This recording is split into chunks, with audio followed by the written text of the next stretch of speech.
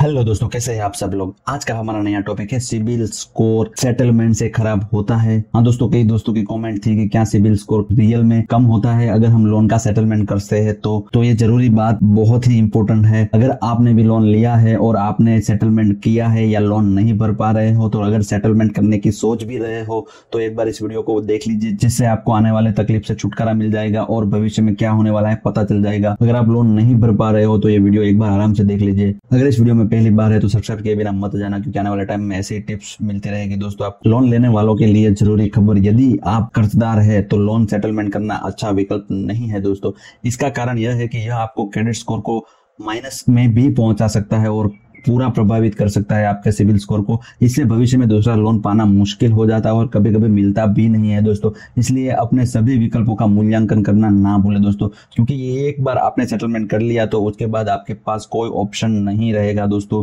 इसलिए सेटलमेंट करने से पहले पूरी जांच कर लीजिए। लोन निपटाने के चक्कर में आपके क्रेडिट स्कोर पर नकारात्मक प्रभाव पड़ता है। दोस्तों, जब आप लोन का निपटारा करना चाहते हैं तो इसका मतलब है कि आप मूल रूप से लोन को कम राशि चुकाना चाहते हैं। अपने लोन की मूल रकम जो ली थी उससे कम में आप सेटल करना चाहते हैं। यह आपके क्रेडिट रिपोर्ट पर दिखाई देगा दोस्तों, और भविष्य में क्रेडिट प्राप्त करने की आपकी क्षमता को भी प्रभावित कर सकता है। दोस्तों, दरअसल लोन सेटलमेंट एक प्रक्रिया है जिसमें कर्जदार फाइनेंशियल प्रॉब्लम के कारण लोन पूरा नहीं भर पाता है, असमर्थ हो जाता है लोन भरने में, और एक फाइनल अमाउंट नक्की होती है जिसमें आपको भुगतान करने के लिए समझौता होता है। भले ही ये लोन आपको मुक्ति दिलाता है, लेकिन लोन सेटलमेंट क्रेडिट स्कोर पर भी इम्पैक्ट आता है दोस्तों। नेगेटिव इम्पैक्ट आ सकता है बहुत बड़ा, जिससे क्रेडिट ब्यूरो को सूचित किया जाता है और यह भविष्य में लोन प्राप्त करना मुश्किल बन जाता है। स्मार्ट कॉइन के सीईओ रोहित गर्ग बताते थे कि सेटलमेंट से क्या नुकसान हो सकता है। हाँ दोस्तों, हम जानते हैं कि लोन सेटलमेंट से क्या नुकसान होता है। लोन सेटलमेंट कैसे काम करता है। कई ईएमआई के भुगतान में चूक करने वाले को एक वन टाइम सेटलमेंट की पेशकश करना बैंकों के लिए एक विवेकपूर्ण निर्णय है।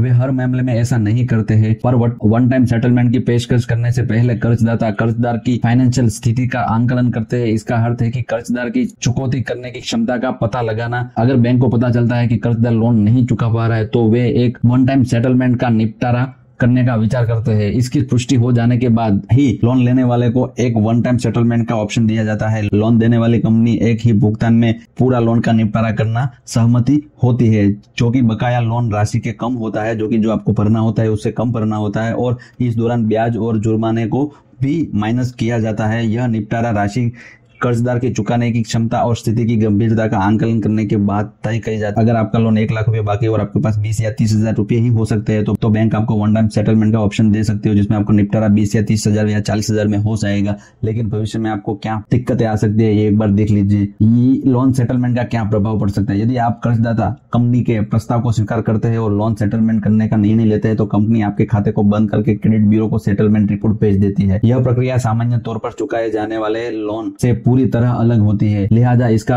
आपके क्रेडिट पर गलत असर पड़ता है और क्रेडिट ब्यूरो आपके स्कोर को घटा देते हैं। लोन सेटलमेंट से कैसे बचे दोस्तों। अगर आप लोन सेटलमेंट का ऑप्शन आता है तो हम कम भुगतान राशि के कारण पहली बार तो लोन सेटलमेंट आकर्षक विकल्प लगता है, लेकिन क्रेडिट स्कोर पर इसके नकारात्मक प्रभाव को देखते हुए इससे बचना चाहिए, वरना आपको भविष्य में कर्ज या क्रेडिट कार्ड मिलने में परेशानी आ सकती है। किसी भी कर्जधारक के लिए लोन सेटलमेंट करना आखिरी विकल्प होना चाहिए। यह आप मौजूदा कर्ज को चुकाने में असमर्थ है तो किसी अन्य विकल्प के जरिए लोन को जोड़कर संभव हो सके तो कर्ज लेकर निपटारा करे, और या खुद से थोड़ा समय दे और उसके बाद लोन धीरे धीरे खत्म कर दे, लेकिन सेटलमेंट ना करे हो सके तब तक। इन विकल्पों का कर सकते हैं उपयोग, जैसे कि आप यहाँ पे देख रहे हैं। अपनी बचत और निवेश का उपयोग कर कर्ज चुकाए, परिवार और दोस्तों में से उधार लेके चुका दीजिए। लोन देने वाली एजेंसी के साथ अपने लोन का पुनर्गठन करने पर, ब्याज दर को कम करने पर, या फिर ज्यादा अवधि बढ़ाने के लिए बातचीत करें। बकाया राशि को पूरा चुकाने के लिए कम ब्याज वाला पर्सनल लोन ले सकते हैं। दोस्तों, बहुत सारे ऑप्शन आपको अवेलेबल मिल जाएंगे। अगर आप सेटलमेंट नहीं करते हो तो भले टाइम लगे, लेकिन सेटलमेंट ना करें दोस्तों। सेटलमेंट आपके इफेक्ट में तकलीफ दे सकता है और भविष्य में बहुत सारी प्रॉब्लम का सामना भी आपको करना पड़ सकता है। दोस्तों, मेरे कई सारे दोस्तों ने लोन लिया था लेकिन उसने सेटलमेंट करवा दिया, तो अभी कहीं से भी लोन नहीं मिल रहा है दोस्तों। इसलिए इसको पूरा सोच समझने के बाद ही सेटल करें लोन को। अगर ये वीडियो पसंद आया हो तो लाइक कर दीजिए और सब्सक्राइब करना ना भूले दोस्तों। आने वाले टाइम में ऐसे ही टिप्स के लिए सब्सक्राइब कर दीजिए दोस्तों। मिलते हैं नए वीडियो में नए टॉपिक के साथ। धन्यवाद।